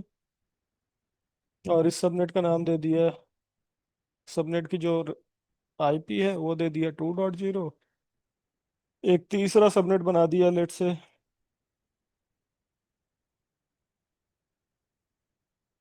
फायरवॉल सबनेट, और इसको दे दिया 3.0। और एक सबनेट बना दिया मैंने लेट से कि DB सबनेट। इस तरीके से मैंने क्या बना दिए, 3 डिफरेंट सबनेट बना दिए, चार चार सबनेट बना दिए, और इसको रख दिया मैंने 4.0। तो एज अ नेटवर्क एडमिन आप ये आसानी से समझ जाते हैं कि भाई एक मेरा VPC है जो कि बड़ा सा CIDR रेंज है, और इसके अंदर मैं डिफरेंट सबनेट बना दिया। अब अगर आपने सबनेट बना दिया AWS में, सो बाय डिफॉल्ट क्या होता है, जितने भी सबनेट होते हैं ना, ये सारे के सारे फ्लैट नेटवर्क में होते हैं। किस में होते हैं, फ्लैट नेटवर्क में होते हैं। इसका मतलब क्या हुआ कि यहाँ जो सर्वर बनाओगे और यहाँ जो सर्वर बनाओगे, ये सब आपस में कम्युनिकेट करेंगे। पूरा का पूरा ये फ्लैट नेटवर्क है, ये कहीं भी सेग्रीगेटेड नहीं है। ठीक है ना। तो अब चाहते हो कि यार जितने भी ये आपस में ये सबनेट है ना, ये सारे के सारे फायरवॉल के थ्रू कम्युनिकेट करें। यहाँ आपने क्या बनाया है, एक फायरवॉल बनाया है। अब चाहते हैं नहीं यार, ये सारे के सारे सबनेट ना आपस में कम्युनिकेट डायरेक्ट ना करें, सब के सब यहाँ सेंड करें, यहाँ सेंड करें, यहाँ सेंड करें। तो इन सबनेट्स में आपको क्या करना पड़ता है, इन सबनेट के लिए या जो भी आप रिसोर्स बनाओगे, उन सबनेट सबके लिए आपको क्या करना पड़ता है, एक राउटिंग टेबल नाम का कॉन्सेप्ट होता है, RT, राउटिंग टेबल। आपको राउटिंग टेबल अटैच करनी पड़ेगी। और उस राउटिंग टेबल में बताओगे कि अगर आपका डेस्टिनेशन, उसमें ये बताओगे कि अगर आपका डेस्टिनेशन 10 डॉट, लेट्स से कि 1.4.0 है, तो आपका गेटवे क्या होगा। आप बताओगे कि गेटवे जो होगा /24, आप ये बताओगे कि for that destination your gateway is a firewall, firewall. So firewall का जो भी IP होगा वो बता दोगे आप। तो इस तरीके से आप राउटिंग टेबल हर जगह अटैच करोगे। ये राउटिंग टेबल आप एक जगह दूसरी जगह सारे सबनेट में अटैच कर सकते हो। तो आपको ये बड़े आसानी से समझ में आएगा कि भाई अगर आप कोई भी सर्वर बनाना चाहते हो, तो अल्टीमेटली वो सर्वर नेटवर्क में कहाँ बनेगा, वो आप डिफाइन कर सकते हो। तो अभी मैं, सर, हाँ। अभी जैसे कि आपने बताया कि ये फ्लैट नेटवर्क में बनेगा, तो मल्टीपल मल्टीपल सबनेट्स बना के अगर वो एक दूसरे से कांटेक्ट कर रहे हैं, तो मतलब इनमें इसमें वीलैन का कॉन्सेप्ट नहीं है क्या? मतलब जैसे कि नहीं, दो बाय वीलैन डिफॉल्ट तो। नहीं है। ओके। तो एक VPC के अंदर ये फ्लैट नेटवर्क में होते हैं। तो मतलब इनके ब्रॉडकास्ट एक दूसरे के पास चले जाएंगे। इनमें जो डिफॉल्ट राउटिंग है ना, वो अटैच हो जाती है, और डिफॉल्ट राउटिंग यही ब्रॉडकास्ट तो अपने ही सबनेट में कर पाएंगे। लेकिन डिफॉल्ट राउटिंग की वजह से वो क्या करेंगे, वो सब जो है इंटरनल गेटवे का यूज करके सब कम्युनिकेट करेंगे। वर्चुअली इन पे गेटवे होता है, एक वर्चुअल गेटवे इंटरनल होता है। तो राउटिंग टेबल पे वो जो होती है ना, हम्म। नेक्स्ट होप होता है, वो वर्चुअल गेटवे का होता है कि भाई तुम AWS का गेटवे यूज कर लो और आपस में कम्युनिकेट कर लो सारे सबनेट। Okay, okay, okay. तो एज अ मैंने यूजर, मैंने एज अ यूजर जैसे हमें कि। ये क्या दिखता है, एज अ यूजर हमें ये फ्लैट नेटवर्क दिखता है, बट एक्चुअल क्या होता है, इनका इंटरनल वर्चुअल गेटवे होता है AWS का, उसका यूज करके ये आपस में कम्युनिकेट कर रहे होते हैं। तो हमें जैसे कि क्या अभी करना यहाँ है? पे हम्म। जैसे कि यहाँ पे अभी फायरवॉल बनाया है 10.1.3.0 पे। तो हम्म। अगर हम लोग सबके जैसे 10.1.1.0 10.1.2.0 इनको गेटवे अगर डिफाइन कर देंगे कि भाई तुम गेटवे यूज करो 10.1.3.0 का, तो हम्म। सारों का ट्रैफिक 10.1.3.0 के पास आ जाएगा पहले। करेक्ट। और 10.1.3.0 पे जो भी चीजें अलाउ होगी, डिनाई होगी, वो उसके अकॉर्डिंग ये अलाउ या डिनाई करेगा। ओके, अच्छा। या ऐसे ही मान लो कि अभी इनको इंटरनेट पे जाना है, अभी ये क्या करेंगे, अपना लोकल सबनेट का यूज करके इंटरनेट पे चले जाएंगे। मैं चाहता हूँ नहीं, इंटरनेट भी फायरवॉल के थ्रू एक्सेस करे, तो मैं राउटिंग टेबल वहां पे डिफाइन करूंगा। ठीक है ना? तो ये आपको ज्यादा आसानी से समझ में आएगा वीपीसी वाला कॉन्सेप्ट। मैं आपको अभी दिखा देता हूँ, बनाऊंगा तो नहीं अभी। वीपीसी आपको दिखाता हूँ कि कैसे होता है। वीपीसी अगर मैं सेलेक्ट करूँ यहाँ पे,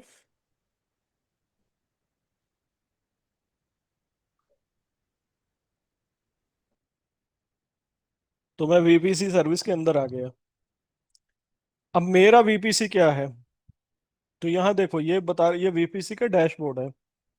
इस वीपीसी के अंदर देखो, ये मेरे वीपीसी का आईडी है और ये उसकी सीआईडीआर रेंज है। ठीक है? इस वीपीसी के अंदर कितने सबनेट बने हैं वो मैं देख सकता हूँ। कैसे देख सकता हूँ? ये देखो यहाँ बता रहा है क्या मैपिंग है। 3 सबनेट बने हुए हैं। 3 सबनेट क्या है? तीनों डिफरेंट अवेलेबिलिटी जोन में बने हुए हैं, देखो। एक ये सबनेट है, एक ये सबनेट है, एक ये सबनेट है। और ये जिसमें राउटिंग टेबल जो लगी है वो ये लगी हुई है। और इस राउटिंग के थ्रू इंटरनेट गेटवे का यूज कर रहे हैं ये नेटवर्क कनेक्शन के लिए। मतलब अगर मैं कोई भी EC2 इंस्टेंस बनाता हूँ, अल्टीमेटली मैं इन्हीं सब सबनेट में उसे बना सकता हूँ, इन सबनेट्स में। ठीक है? तो ये बता रहा है कि इस वीपीसी के अंदर जिसका सीआईडीआर रेंज ये है, 3 सबनेट हैं। 3 सबनेट, तीनों सबनेट में एक ही राउटिंग टेबल लगी हुई है, ये वाली। और ये राउटिंग टेबल जो है इस गेटवे को पॉइंट कर रही है। देखें इसको थोड़ा डिटेल में, सबनेट के अंदर जाओ। देखो ये सबनेट अगर देखो तो इसी वीपीसी के अंदर बना है कि नहीं बना है? Right, right. ये वाला, ये भी उसी के अंदर बना है, भले डिफरेंट अवेलेबिलिटी जोन है। और ये भी उसी के अंदर बना है। तीनों अवेलेबिलिटी जोन अलग है। देखो एक वीपीसी जो है वो कहाँ एक्सटेंडेड है? तीनों अवेलेबिलिटी जोन में एक्सटेंडेड है।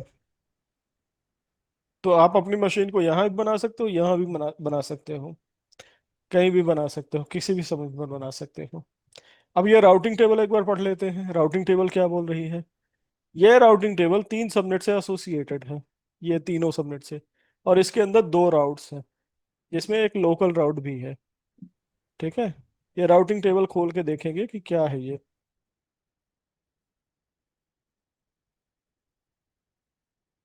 क्या बता रही है ये राउटिंग टेबल ये बता रही है कि तुम्हें अगर इंटरनेट पे जाना है तो इस गेटवे पे सेंड कर देना, IGW which is internet gateway. और तुम्हें अगर इस सबनेट पे जाना है, यहाँ पे जाना है, तो तुम्हें क्या यूज करना है? लोकल। और अगर आपको याद हो तो ये किसका रेंज है? ये वीपीसी का रेंज है। तो जब मैंने बात की है कि लोकल का मतलब क्या है, लोकल का मतलब ये है कि अगर ये 10 वाले उस वाले सबनेट पे जाएगा,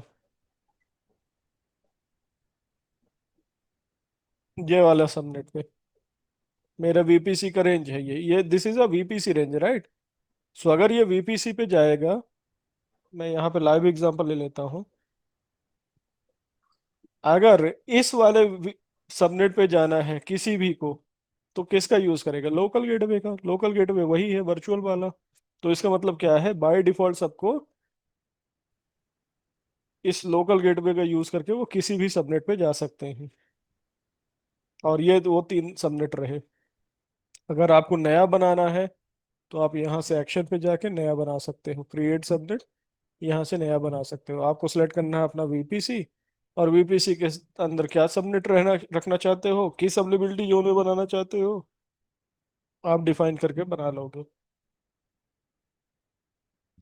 तो मोस्टली जहां तक मुझे लगता है, जब आप किसी भी ऑर्गेनाइजेशन पे जाएंगे और आपको अगर क्लाउड का काम मिलेगा, क्योंकि आप नेटवर्क के बंदे हैं, तो नेटवर्क साइड पे आप यही चीजें मैनेज करोगे। नेटवर्क साइड पे आपको subnet, routing, VPN gateway, right, firewall, यही सारी चीजें मैनेज करनी है।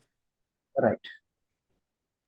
ठीक है। EC2 आप रेयरली बनाओगे, वो हो सकता है आप अपने अपने टीम के लिए बनाओ, बट मोस्टली वो सर्वर टीम का काम होता है।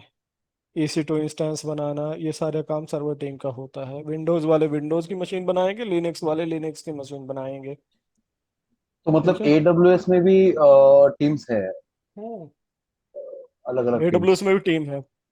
IM के लिए अलग टीम होती है, नेटवर्क के लिए अलग टीम होती है, सिक्योरिटी के लिए अलग टीम होती है AWS में, यू नो ऑटोमेशन के लिए अलग टीम होती है, सब ठीक चीजों के है। लिए अलग टीम होती है। मुझे लगा AWS इंजीनियर है तो वो सब कुछ कर लेगा मैनेज। यूजली सब कुछ आता है उसे, बट जब वो पर्टिकुलर क्या बोलते हैं, पर्टिकुलर सेगमेंट से जाता है, जैसे मैं नेटवर्क का बंदा था, तो मैं यही सारे काम करता था AWS पे। हाँ। मेरा काम यही होता था कि भाई AWS पे कोई ट्रैफिक है, वो जा ही नहीं रहा है किसी EC2 मशीन पे, तो फिर मुझे ट्रबल शूट करना है, तो मैं ट्रबल शूट करता था उसको।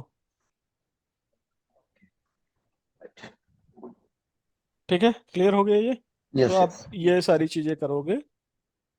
तो मैं जैसे कल एक एग्जांपल लिया था कि जब भी मैं कभी कोई मशीन बनाता हूँ, तो बाय डिफॉल्ट वो मशीन किसी न किसी सबनेट का पार्ट होती है। मैं आपको बना के दिखाता हूँ एक। कल हमने एक मशीन बनाया था, आ, कौन सी, विंडोज मशीन बनाया था, आज हम लिनक्स मशीन बना लेते हैं। तो अभी मैं VPC पे ना जाकर मैं EC2 इंस्टेंस खोलता हूँ। दो मशीन बनाते हैं लेट से, चलो दो बना लेते हैं, और दोनों को अलग अलग अवेलेबिलिटी जोन में बनाते हैं। जस्ट एक give me 1 minute.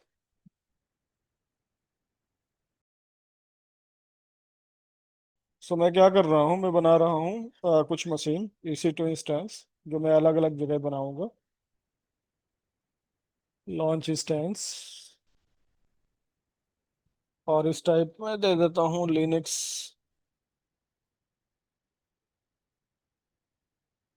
Server 1।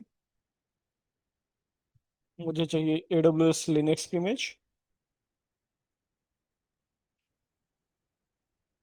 T3 micro secret की, यही वाला कर लेता हूँ मैं, टेस्ट की।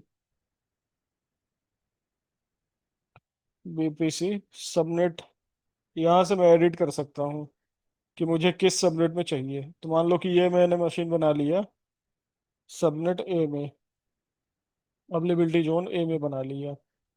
पब्लिक IP इस पे इनेबल्ड है, और ये एक मशीन हमने यहाँ बना ली है, लॉन्च इंस्टेंस में क्लिक कर दिया। एक और मशीन बना लेता हूँ सबनेट B में।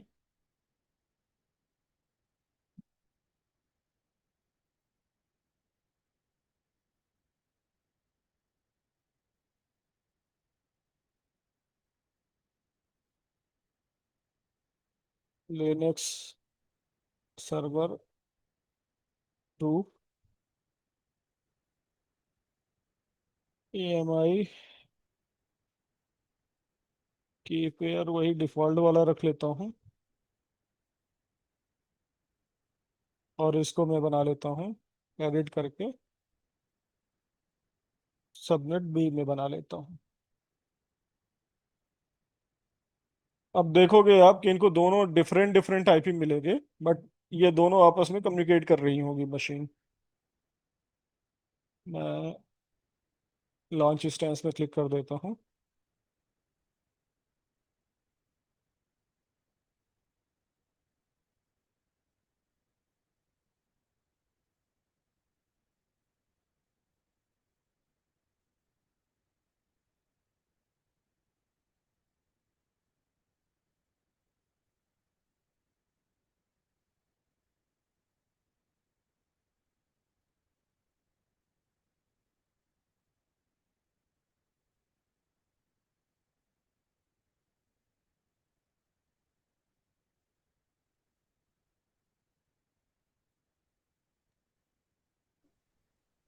यदि सबनेट नहीं सिलेक्ट करते हैं सर तो किसी भी अवेलेबिलिटी जोन में चला हाँ, जाएगा या? वो बाय डिफॉल्ट किसी भी अवेलेबिलिटी जोन में चला जाएगा। प्रिफर्ड है उसकी अवेलेबिलिटी जोन ए। अगर नहीं करते हो ना, वो भी करके देख लेते हैं। सर्वर 3 कर लेता हूँ।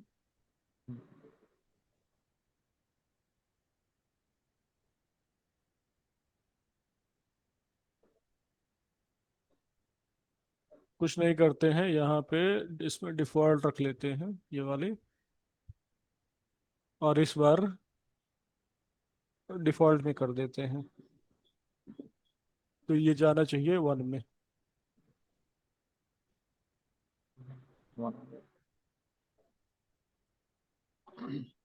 1 बी में गया है, देखो ये लास्ट वाला 1 बी में। सो ये रेंडमली सेलेक्ट करता है, किसी भी सबनेट पे जा सकता है।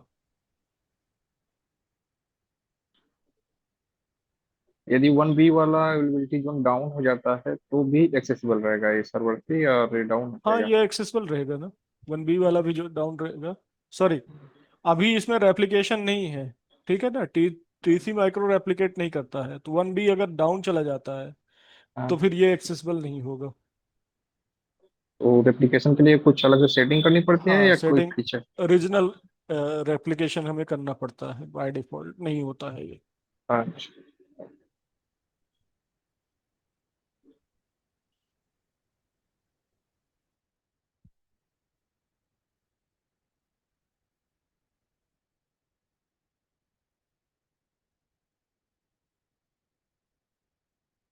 और AWS क्या करता है, बैकएंड पे अपने हार्डवेयर मेंटेन भी करता रहता है।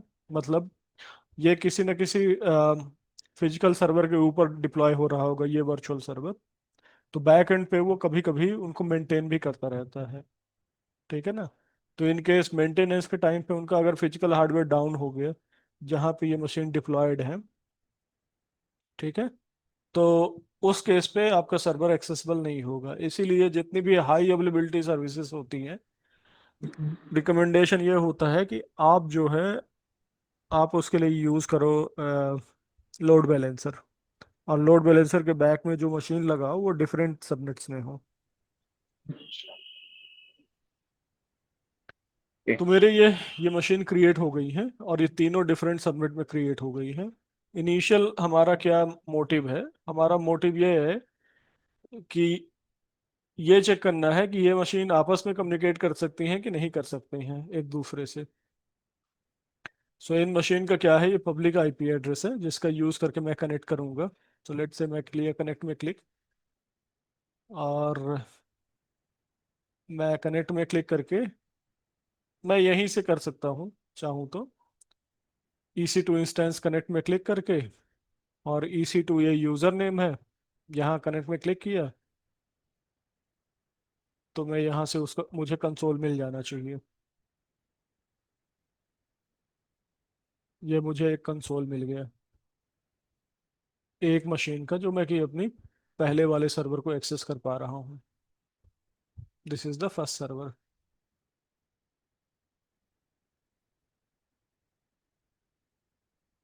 राइट। मैं सेकंड सर्वर के लिए जाता हूँ, सेकंड सर्वर को भी एक्सेस कर लेता हूँ। कनेक्ट में क्लिक किया, EC2 इंस्टेंस कनेक्ट में, EC2 यूज़र नेम है, इसे कनेक्ट में क्लिक किया मैं, और मैं दूसरा सर्वर एक्सेस कर पाऊंगा। इन दोनों मशीन की आईपी देख लो, प्राइवेट आईपी। ये 31.35.2116 है, 6 वाला, और ये वाला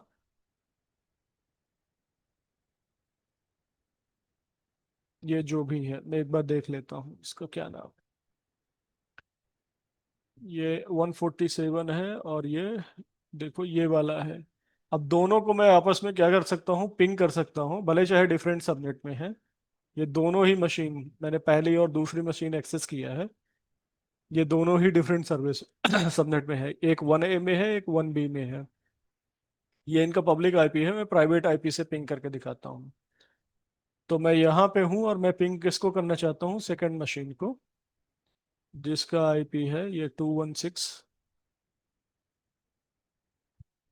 ठीक है। तो यहाँ से मैं पिंग करूँगा सेकंड मशीन को, पिंग और इसको मैं पिंग करना चाहता हूँ सेकंड मशीन को।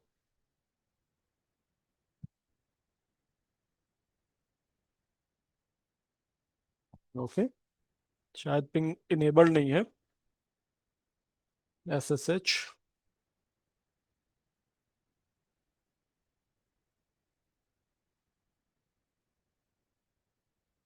देखिए, SSH इसमें है, ये बेसिकली वहाँ पे कम्युनिकेट करना चाहता है। The authentication to host could not be established। Ping enable नहीं है, इसीलिए मैं पिंग नहीं कर पा रहा हूँ। मैं पिंग इनेबल कर देता हूँ फिलहाल। देखो, कोई भी सिस्टम है, उस सिस्टम पे एक सिक्योरिटी लगी होती है जिसको हम बोलते हैं सिक्योरिटी ग्रुप। और ये सिक्योरिटी ग्रुप बाय डिफॉल्ट क्या बताता है कि इनकमिंग क्या अलाउड हो। फिलहाल तो फिलहाल देखो, इस सिक्योरिटी ग्रुप में जो कि अटैच है इस पर्टिकुलर मशीन से, अभी फिलहाल पोर्ट नंबर 22 इनेबल है। तो मैं SSH तो कर सकता हूँ, लेकिन मैं पिंग नहीं कर पाता। मैं चाहता हूँ कि और भी इनबाउंड रूल यूज़ कर लूँ मैं यहाँ पे। तो ऐड रूल में मैं जाऊँगा, यहाँ पे ICMP करके एक होगा, ICMP। और मैं चाहता हूँ कि कोई भी इसको पिंग कर पाए, तो मैं इनबाउंड में ये लगा दिया। सिमिलरली मैं दूसरे इंस्टेंसेस पे जाता हूँ और वहाँ चेक कर लेता हूँ क्या सिक्योरिटी लगी हुई है।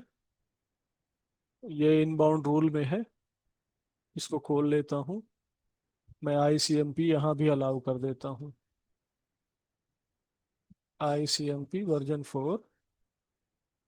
और ये मैंने लिखा, सेव किया। अब देखते हैं पिंग चल रहा है कि नहीं चल रहा है।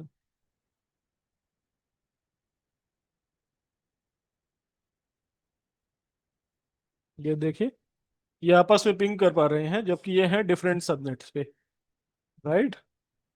तो मेरा जो शो करने का मोटिव था कि भले चाहे आपकी मशीन डिफरेंट सबनेट में है, बट वो एज अ फ्लैट सबनेट ही कंसीडर होगी, क्योंकि उन पे जो राउटिंग टेबल अटैच है वो यही बोल रहा है कि अगर आप इंटरनली कुछ एक्सेस करना चाहते हो, तो आप लोकल जो AWS का गेटवे है जो हमें नहीं दिखता है, उसका यूज करके आप एक्सेस कर लो। और अगर इसका देखोगे कि इसका नेट स्टैट, सर मतलब जहां तक वो एक ही वीपीसी के अंदर है वो पिंग करेंगे, हाँ, वीपीसी एक ही चेंज हो गया। VPC के अंदर है। हाँ, इन नटशेल यही बोल सकते हो कि एक ही VPC के अंदर है, तो वो पिंग करेंगे, राइट। लेकिन आप इसको, इसकी राउटिंग को चेंज कर सकते हो।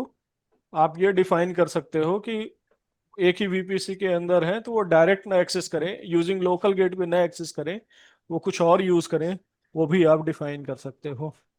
अभी फिलहाल ये मशीन्स जो हैं ये इंटरनल और एक्सटर्नल दोनों तरफ कम्युनिकेट कर पा रही होगी। अगर मैं यहाँ से पिंग 8.8.8 करूँगा तो ये भी अलाउड है। और अगर मैं यहाँ से किसी इंटरनल IP को मैं पिंग करता हूँ तो वो भी अलाउड है। और इसकी राउटिंग जो है, आप ये देख लो, मैंने नेट स्टेट -NR का यूज़ किया है, ये इसकी राउटिंग है। किसी भी डेस्टिनेशन में जाने के लिए फिलहाल ये गेटवे यूज़ कर रहे हैं ये, राइट।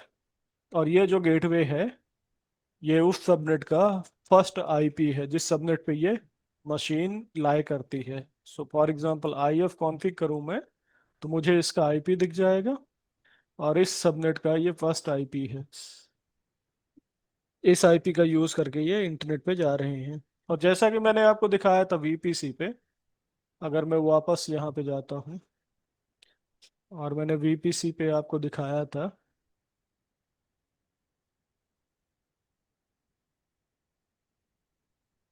कि VPC पे फिलहाल रिसोर्स मैपिंग कैसे है, ये मैंने आपको शो किया था। तो VPC पे इस राउटिंग टेबल का यूज़ करके ये ये राउटिंग टेबल जो भी यूज़ कर रहे हैं, इस राउटिंग टेबल पे जो भी लिखा होगा उसके अकॉर्डिंग ये क्या कर रहे हैं, वो ट्रैफिक को राउट कर रहे हैं। तो इसमें लिखा हुआ है, अगर मैं इसको ओपन करूँ अलग से, तो इस राउटिंग टेबल में क्या लिखा हुआ है कि अगर आपको इंटरनेट पे जाना है, यूज़ इंटरनेट गेटवे, और बाकी की जगह आप लोकल गेटवे का यूज़ कर सकते हो। सो लोकल का मतलब है फ्लैट नेटवर्क, डायरेक्टली ये एक्सेस कर सकते हैं।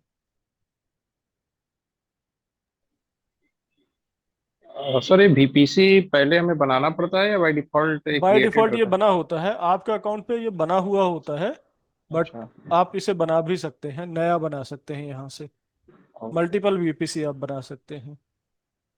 और ओके। दो वीपीसी के बीच में बाय डिफॉल्ट कम्युनिकेशन नहीं होगा, आपको अच्छा। उसकी राउटिंग डिफाइन करना पड़ेगा।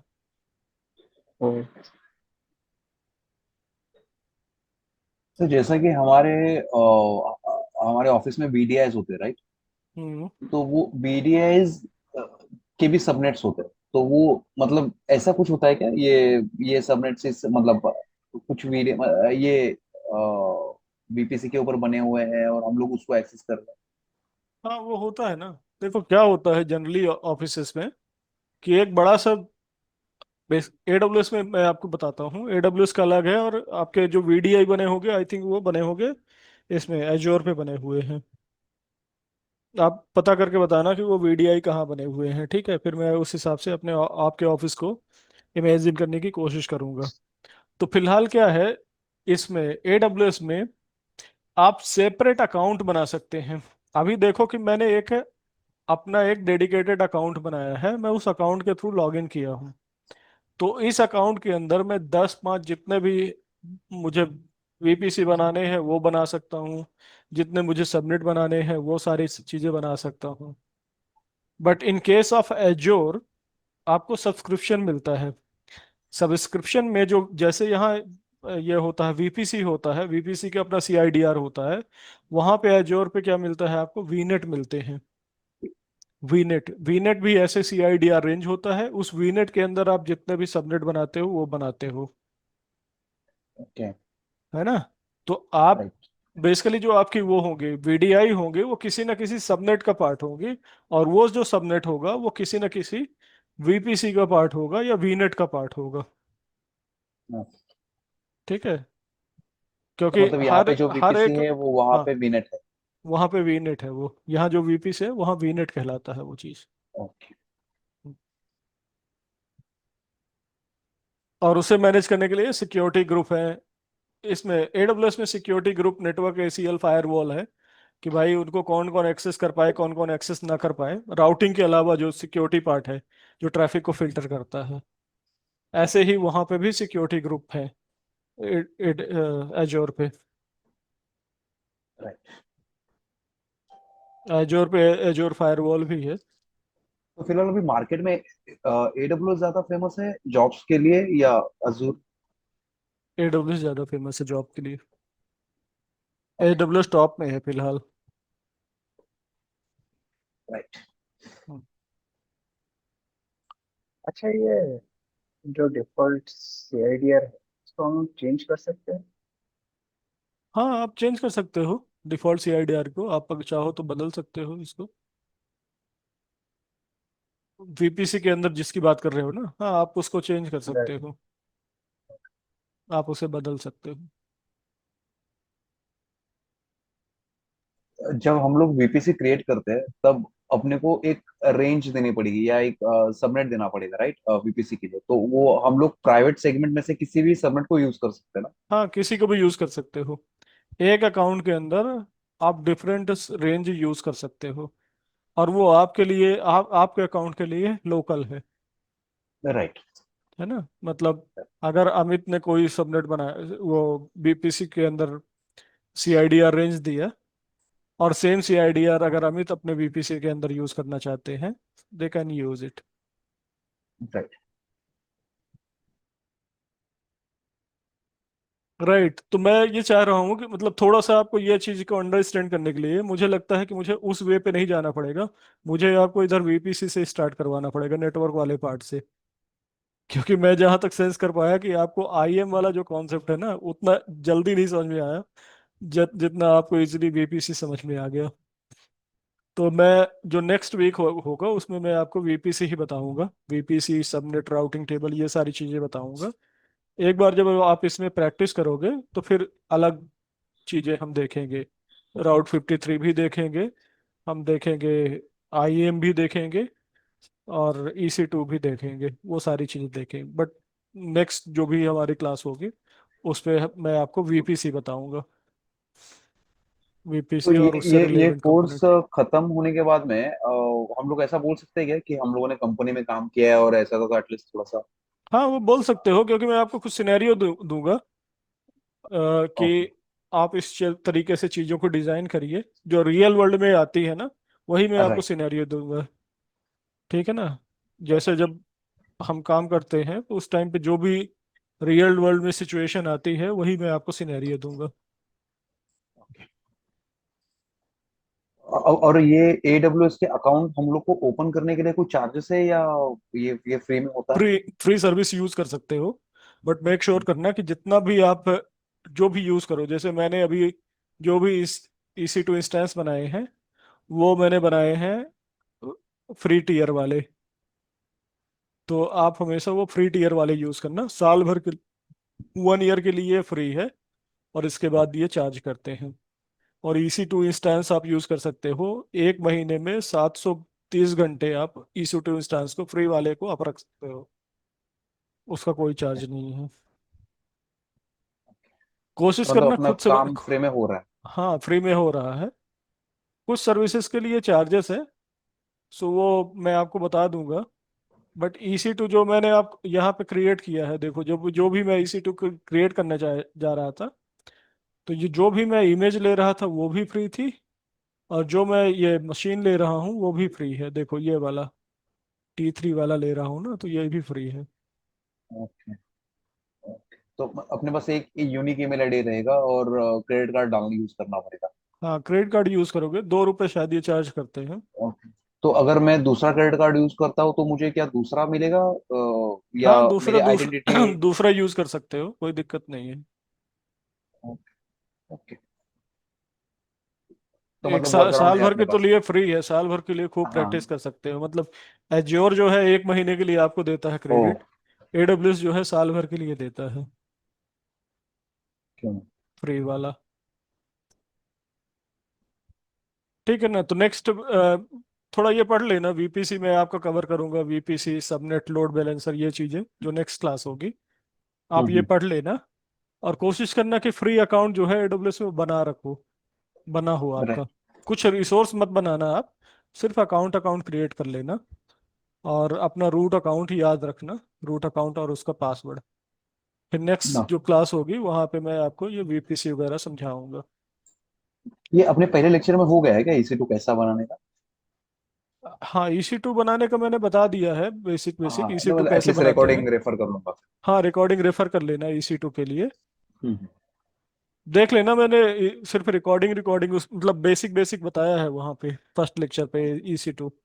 मैंने कुछ ओके। ज़्यादा वहाँ नहीं बताया है, तो वो आप यूज़ कर लेना। हाँ। अच्छा। ठीक है ना।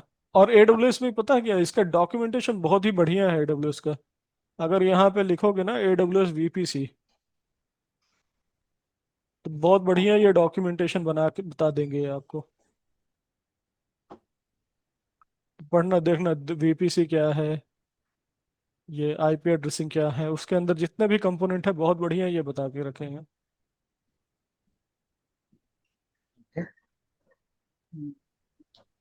ठीक है, मैं स्टॉप करता हूँ यहाँ पे। मिलते हैं नेक्स्ट वीक हम VPC ही कवर करेंगे। या। Okay all right, bye. Thanks okay, everyone, thanks. Thanks bye. Thank you. Bye. Thanks bye.